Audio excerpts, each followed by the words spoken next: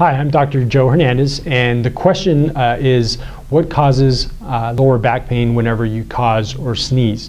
And what causes lower back pain is the pressure inside your spinal cord. When a person sneezes or coughs, that causes that pressure to go up inside the spinal cord, and that's what causes the pain when they do that. So that's the answer to why a person would have an increase in pain when they cough or sneeze.